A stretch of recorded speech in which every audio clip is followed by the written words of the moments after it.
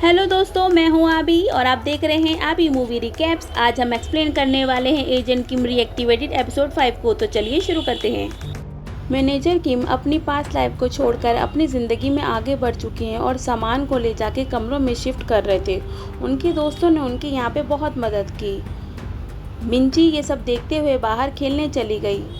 Mister किम अपने दोस्तों के साथ जिनचोल और स्वांग हंसू के साथ सामान को अनपैक करने लगे। मिंजी बच्चों के साथ खेलते हुए एक घर में जाके लॉक हो जाती है और उसको पता नहीं चलता है। मिंजी थोड़ा घबरा जाती है क्योंकि वो दरवाज़ा उससे नहीं खुल पा रहा था। वो फिर भी बहुत कोशिश करती है, तब भी वो डोर उससे ओपन नहीं होता है।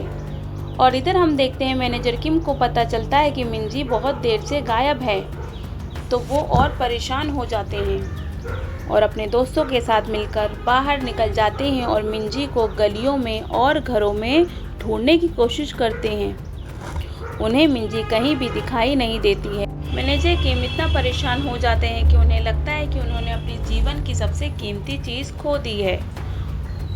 और उधर हम देखते हैं मिंजी हार नहीं मानती है और कुछ किताबें रख के वो एक विंडो पे चढ़ जाती है और उधर से देखती है एक लड़की वहाँ से जा रही होती है। तो मिंजी विंडो का दरवाज़ा बजाती है।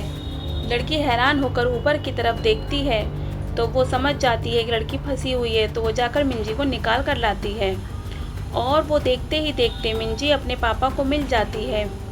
मिस्टर किम बहुत हैरान परेशान हो जाते हैं और खुश भी हो जाते हैं। वो गुस्सा होने के बजाय उसको प्यार करते हैं। तो लड़की उनको बताती है कि मिंजी एक समझदार बच्ची है। उधर हम प्रेजेंट में देखते हैं कोल्ड स्टोरेज में गोल्डन दांतों वाले ने मिंजी को देख लिया था और वो डर के मारे कांप जाता है कि ये जिंदा कैसे बच गई। अब तो इसके सारे किए कराए पे पानी फिरने वाला था। वो तभी कोल्ड स्टोरेज की तरफ भागता है बहुत ज़ोर से, लेकिन उससे पहले मिंजी ने कोल्ड स्टोरेज को लॉक कर दिया था। गोल्डन दांते वाला बहुत ही परेशान हो जाता है। वो खोलने की बहुत ट्राई करता है पर उसे खुलता ही नहीं है। इतने में अपने गैंग के लोगों को फ़ोन करता है, वापस आने को बोलता है और सोचता है कि अब वो क्या करेगा। उधर हम देखते हैं मैनेजर किम ने उस चोटी वाले को बहुत बुरी तरह से पीटा है और उसे अपनी बेटी का पता पूछता है तो वो कहता है वो तो बहुत पहले मर चुकी है और कोल्ड स्टोरेज में है। ये सुनकर मैनेजर किम का खून खोल जाता है और कहते हैं मेरी बेटी को कुछ हो गया तो वो किसी को भी नहीं छोड़ेंगे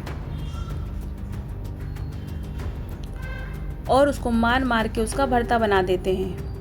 इधर हम देखते हैं दोनों एजेंट मैनेजर किम के बारे में ही बात कर रहे थे कि वो अपनी लड़की को कितना प्यार करते हैं। आगे हम देखते हैं जिनचोल को एजेंट लोग पकड़ के लेके जा रहे होते हैं, पर वो ऐसा ट्रिक लगाते हैं कि अपने हाथों की हथकड़ी खोल लेते हैं और गाड़ी को पकड़ लेते हैं और इधर उधर करते हुए वो स्वांग हंसून के पास पहुंच जाते हैं। स्वांग हंसून ने डायरेक्टर को पानी से बाहर निकाल लिया था और ये सोचते हैं कि कैसा डायरेक्टर है कि इसको तैरना भी नहीं आता है। जिनचोल उसके पास पहुंचने के बाद कहता है चलो अब हम चलते हैं, इसका क्रेडिट कार्ड भी हमने ले लिया है और इसके क्रेडिट कार्ड पे हम बहुत मज़े करेंगे। ये वाला कैरेक्टर मेरा सबसे फेवरेट कैरेक्टर है और मुझे बहुत मज़ा आता है इसको देखने में। इधर हम देखते हैं गोल्डन दांतों वाला अपने गैंग के लोगों को फ़ोन करता है और पता लगाने को कहता है कि वहाँ पे क्या चल रहा है। उसकी गैंग के लोग आ जाते हैं। वो सोचते हैं मैनेजर किम से क्या ही डरना। वो उसके एक साथी को कंटेनर में बंद कर देता है। मैनेजर किम उन लोगों को बहुत मारते हैं और उनकी लाशें बिछा देते हैं, जो देखकर इन सब की हालत ख़राब हो जाती है। इधर हम देखते हैं गोल्डन दांतों वाला मिंजी को अपनी बातों में लाने की पूरी कोशिश कर रहा था, डील करने की कोशिश कर रहा था, पर मिंजी बहुत समझदार थी, वो उसकी बातों में नहीं आती। इधर हम देखते हैं गैंग चैन रास्ते में आ रहा है और डायरेक्टर नाम को कॉल करके पता लगाने को कहता है कि गोल्डन दांतों वाला फ़ोन क्यों नहीं उठा रहा है। इतने में डायरेक्टर नाम एक यूटर्न मारते हैं और गैंग चैन सोच रहा होता है कि आज गोल्डन दांतों वालों की खैर नहीं है। इधर हम देखते हैं गैंग सैंग जो अपने भाई की मौत का बदला लेने के लिए मिस्टर किम को ढूंढ रहा होता है। अचानक मिस्टर किम पे वो हमला बोल देता है।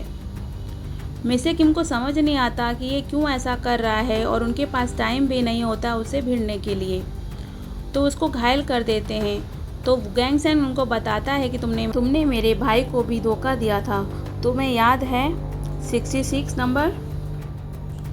तो मिस्टर किम को अचानक याद आता है उनका दोस्त 66 जो मिशन पे गए हुए थे मिस्टर किम के साथ, लेकिन उनको धोखा देने वाला मिस्टर किम नहीं, कोई नॉर्थ कोरिया का बहुत बड़ा अफसर था जो ये मिशन फेल हो जाने पर उन लोगों को मारने के ऑर्डर दे देता है।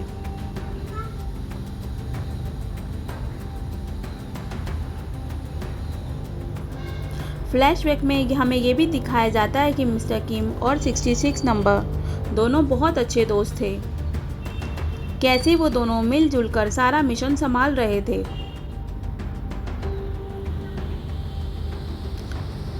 नंबर 66 अपने भाई की बात हमेशा मिस्टर किम को बताता था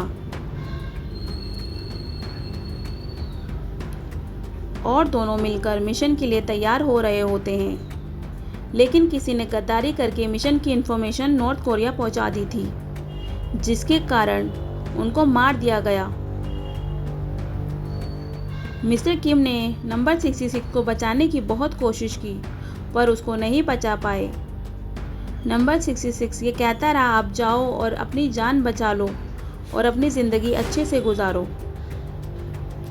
मैनेजर किम ने उसकी बात ना मान के बहुत कोशिश की उसको बचाने की, पर वो बचा नहीं पाए।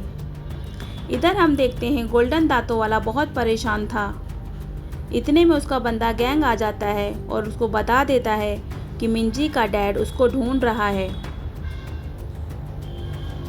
इतने में गोल्डन दांतों वाला देखता है स्टोरेज का दरवाज़ा खुला हुआ था और वो अंदर जाके देखता है जहाँ पे मिंजी छुपी हुई देखते थी। हैं जिनचोल और स्वान हंसू गाड़ी में बैठ के जा रहे होते हैं, जहाँ पे जिनचोल ने बहुत तगड़ा म्यूजिक लगा रखा होता है जो स्वांग हंसू को बिल्कुल पसंद नहीं आ रहा होता है और उनको बुरा भला बोलने लग जाता है। जहाँ उसे गैंग यहाँ पे दोनों में लड़ाई होने लग जाती है। इधर हम देखते हैं मैनेजर किम फ्लैशबैक से वापस आ जाते हैं, बाहर निकलती है और गैंगसेंग को बताते हम हैं देखते हैं कि असली गद्दार वो नहीं थे बल्कि नॉर्थ कोरिया का कोई बहुत बड़ा अफसर था जिन्होंने उनको मारने के ऑर्डर दे दिए थे मिशन फेल होने के बाद, और वो भी अपनी जान बचाकर वहां से निकल आते हैं। गैंगसेंग ये सुनकर हैरान हो जाता है और सोचने पे मजबूर हो जाता है कि अब तक वो जिस आग में जल रहा था वो तो आग ही नहीं थी। वो तो यही सोचता था मैनेजर किम ने ही उनके भाई को मारा है। इधर हम देखते हैं मिंजी भागते हुए कंटेनरों से निकलती है और हिम्मत नहीं हारती है, और वो बाहर निकलते हुए डायरेक्टर नाम को देख लेती है और अपना डायरेक्शन चेंज कर देती है और छिप जाती है। और मिस्टर किम कोल्ड स्टोरेज में पहुंच जाते हैं जहां पे उन्हें मिंजी नहीं दिखाई देती, तो वो हताश हो जाते हैं। लेकिन तभी उनकी नज़र ज़मीन पे लिखे एक नोट पे पड़ती है कि पापा मैं डर चुकी थी, मुझे माफ़ कर देना।